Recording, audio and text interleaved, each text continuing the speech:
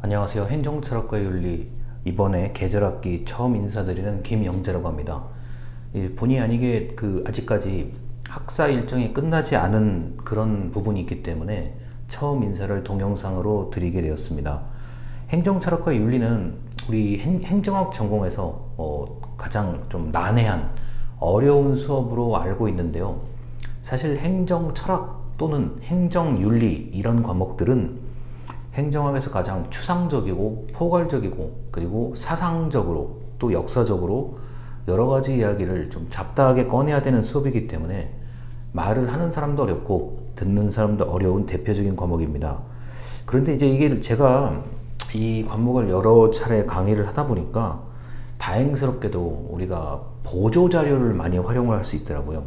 다시 말해서 유튜브의 영상이라든가 각종 사진 그리고 다른 참고 자료들이 있기 때문에 예전하고는 다르게 행정철학과 윤리를 이해하기가 어렵지는 않습니다. 그리고 아마 이 강의를 신청하신 분들은 적어도 행정을 잘 모르시더라도 철학이라든가 윤리에 대해서는 그래도 어디선가 들어본 적이 있는 분들이기 때문에 제가 가능한 한 최대한 쉽게 강의하도록 하겠습니다. 그래서 오늘 이번 주의 수업이요. 목요일 수업과 금요일 수업, 즉 첫 번째 수업과 두 번째 수업은 우리 전국에 이변이 없는 한 전국의 모든 행정학과에서 가르치는 기본적인 내용들을 먼저 말씀을 드리고 세 번째, 네 번째 수업부터 원래 진행하려고 했던 그 내용을 말씀드리도록 하겠습니다. 자, 이번 영상 같은 경우는 세 편으로 구성이 되는데요. 첫 번째 영상은 이제 행정철학 윤리를 배우는 이유가 무엇인지, 다른 말로는 행정학이라는 학문을 왜 배워야 하는지, 행정학의 정체성은 무엇인지에 대한 논의라고 할 수 있겠습니다. 자, 그 6가지의 얘기예요. 강의 자료는 보면서 한 번쯤 강의를 들으시면 크게 문제가 없을 거라고 봅니다. 아마 제 수업을 처음 들으셨을 분들이 있기 때문에 미리 말씀을 드렸는데, 이제 강의 자료를 동영상하고 이렇게 결합시키는 방법도 있는데요. 이게 아직까지는 이 저작권 문제가 해결이 안 된 상태라 가지고 제가 영상을 촬영하는 기법은 강의 자료에 있는 내용 PDF 파일을 보시면서 제 영상을 보고 들으셔도 되고, 아니면 강의 자료를 보면서 제 목소리를 마치 라디오 듣듯이 여러분들이 들으시면은 아마 크게 이해하는데 어렵지는 않으실 거라고 봅니다. 자, 먼저 첫 번째 내용인데요. 행정철학 윤리를 배우는 이유라고 해서요. 1번에 해당되는 얘기입니다. 자, 우리가 과학이라는 것은 사이언스라고 얘기하죠. 이 과학은 학문이라고 말을 하기도 하고 때에 따라서는 자연과학이라고 이야기하기도 합니다. 그런데 이제 우리가 보통 이 사회과학에서 말하는 과학은 논리적이고 체계적으로 어떤 현상을 설명하는 그런 과정과 결과를 모두 아울러 가지고 과학이라고 이야기를 합니다. 그래서 우리가 자연과학, 천문학, 수학, 그 다음에 실험, 비교하거나 이런 통제하거나 이런 실험을 의미하는 과학보다는 더 넓게 생각을 하셔야 됩니다. 자, 그래서 과학은 일종의 학문, 체계라고 보시면 되겠습니다. 자, 그리고 영상의 두 번째입니다. 자료예요. 자, 인간은 함께 살기를 하면서 법이나 규칙이나 규범을 만들어냈죠. 저나 여러분들이 우리가 아주 예전에 과거에 고대 또는 그 이전에 원시 사회에서 살아본 적은 없는데, 많은 사람들이 인간의 역사를, 기원을 거슬러 올라가 본다고 하면, 혼자 살기는 매우 어려운 사람들이, 생명체가 인간이다 보니까 두 명 이상의 사람들과 함께 살았을 것이다. 그리고 살다 보면 서로 생각이 같을 수도 있지만 서로 생각이 다를 수도 있고, 때에 따라서는 누가 누구를 죽이거나 누가 누구를 살리거나 하는 아주 다양한 일이 있었을 거예요. 자, 그러다 보니까 아주 오랫동안 인간이 같이 모여 살다 보니까 나름대로의 규약, 법이라고 말하기까지는 그렇고 나름대로 삶의 방식을 터득했을 거라고 봐요. 자, 그런데 이제 사람이 많아지고 점차 모여서 살다 보니까 좀 강제성이 동원된 법이라는 것들이 만들어지겠죠. 자, 그래서 법은 일종의 윤리이거나 규범이 될 수도 있는데 보통 법규범이라고 얘기하기도 하고, 자, 법윤리라는 이야기도 가끔씩 씁니다. 그리고 또는 자, 우리 법학에서는 법철학이라는 단어를 쓰기도 하죠. 그래서 법이라는 단어는 자, 규범이나 윤리보다는 다소 범위가 작다고는 하는데, 그렇다고 뭐 법과 윤리, 법과 규범이 따로 떨어져 있다고 보기에는 굉장히 어렵습니다. 자, 그래서 인간은 자, 2명 이상이 모여서 살다 보니까 뭔가 지켜야 될 약속이 생기게 됐고, 거기에 약간 더 강제력이 생기게 되는 게 법이다 라고 볼 수 있습니다. 그리고 이제 세 번째입니다.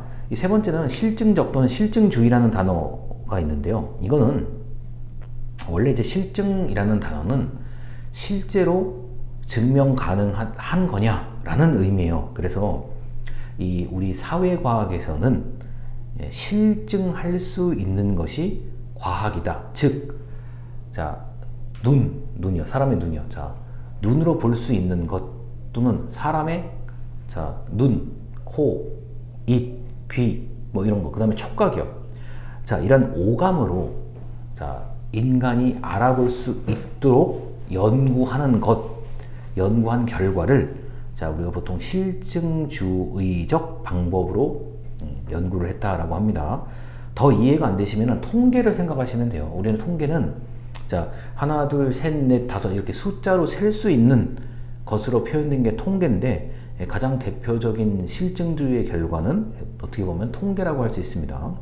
자, 그래서 확실성과 정확성을 가장 이제 뭐 누구라도 이의 없이 확실하다, 정확하다라고 말하려고 한다면 자, 실증적인 방법을 동원해서 연구를 하려고 하죠.